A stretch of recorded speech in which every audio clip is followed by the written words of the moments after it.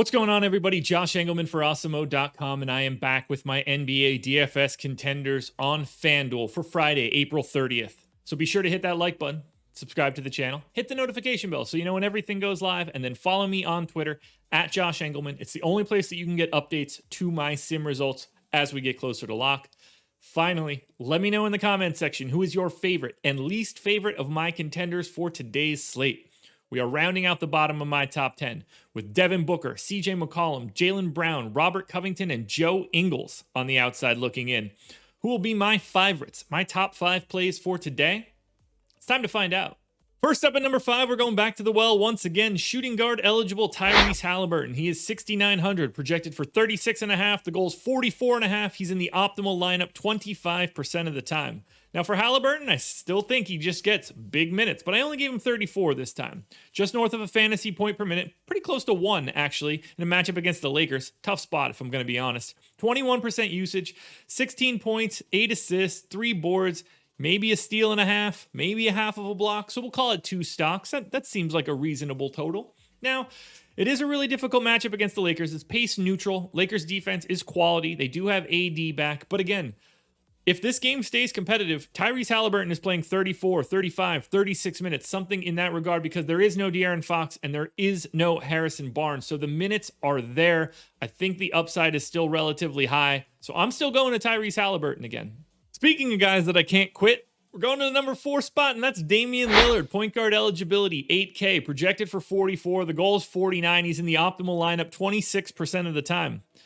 They actually raised his price up to 8K now, and I'm hoping that keeps people away. But he's taking on a Brooklyn team that is dreadful defensively. They may be the best offense in the league, but they are not even remotely close to the best defense.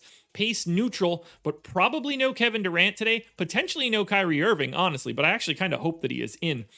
37 minutes for Dame, 1.2 fantasy points per minute. He's been on the way to good games as of late, but he's just getting truncated because the Blazers keep smacking everybody. 29% usage, 27 points, 7.5 assists, 4 boards. You get a steal, and it's a really fantastic matchup against Brooklyn. Cross your fingers that KYRIE plays, because if he's in, that game should stay a little bit more competitive. And Dame versus KYRIE trading baskets, I'm in for that. Speaking of Kyrie Irving, coming in number 3, and we're jumping up a tier. Point guard eligible, 9,800, projected for 52.5. The goal's 56. He's in the optimal lineup 31% of the time. I'm assuming Kyrie plays here, but we have no idea. We'll find this out as we get closer to lock. I don't think Durant plays on the back-to-back after going 36 minutes yesterday. But I do have Kyrie in for 36 minutes here at a 1.46 fantasy point per minute rate, because with no Harden and with no Kevin Durant, Kyrie does it all. 32% usage, 29.5 real points, 9 assists, 5 boards, 2 stocks. Slight pace down matchup against Portland, but it doesn't really matter. You're also not worried about Portland's defense either. This game should be an offensive bonanza, and I will happily roster the backcourt of both teams. And then we get to the bonus of what happens if Giannis Antetokounmpo doesn't play. Point guard Jrue Holiday is the number 2 option, just 7,300, projected for 43.5. The goal's 46. He's in the optimal lineup 33% of the time. Giannis sprained his ankle yesterday in 30 seconds, completely submarining most of what I had going on. But for now, that's going to push up Jrue Holiday and Khris Middleton. We'll get to Khris Middleton in a second, and boy, I can't wait. These guys see massive usage and assist rate bumps when Giannis is off the floor. So for Jrue Holiday, 35 minutes, 1.25 fantasy points per minute, 26% usage, 21, 8, 4.5, 2 stocks. It's a slight pace down spot against Chicago, but Chicago is a terrible defense. That's sort of what happens when you have Nikola Vucevic. I love Vuce. I don't mean to treat him in any negative way, but he's an offensive center, not a defensive center. And that's going to be the spot that kind of runs your defense. So I think Jrue is in an incredible spot, and he gets the bonus of having likely no Giannis Antetokounmpo. Now, before we get to the number 1 contender, which I've already spoiled, one last reminder, please hit the like button, subscribe to the channel, and hit the notification bell so you know when everything goes live. Then follow me on Twitter at Josh Engleman so you can get updates to the sim results as we get closer to lock. And finally, let me know in the comment section. I need your favorite contender, your least favorite contender. And who do you think should have been on this list that you haven't seen? Small forward Khris Middleton is the number 1 contender here by a mile, just 7,200. The price is too low for Giannis being out. Projected for 42, the goal's 46. He's in the optimal lineup 42% of the time. We know how difficult it is to fill small forward. This feels a lot like Kevin Porter yesterday, just a little bit more expensive. 1.21 fantasy points per minute in this spot. 35 minutes, 31% usage, 25, 6, and 6. That's an incredible line. This is just what Middleton does when Giannis is off the floor. And I know people are going to say, like, but he's busted in these situations. Go look at the stats when Giannis is off the floor. This is what we're getting out of him.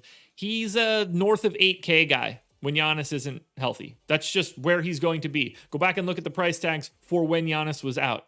Khris Middleton is unquestionably my number one play if Giannis isn't playing today. I'd be surprised if he falls out of this spot, particularly on FanDuel because of the small forward position, where it's just easier to soak up additional optimal percents. So Khris Middleton, which I love, he's the number one contender for today's slate. Alrighty, folks, that will do it. Those are my NBA DFS contenders on FanDuel for Friday, April 30th. Process show is in the books, and it was a good one. We went a full 90 minutes, including a bit of a breakdown on Russell Westbrook, which I was pretty happy about. Strategy show coming up with myself and Adam Kaufman at 10 a.m. DraftKings version of this is around here somewhere. And then I'm done. No live before lock for me, so stay tuned to my Twitter for that. Check out the Kentucky Derby contenders video that I did with Ben Raza.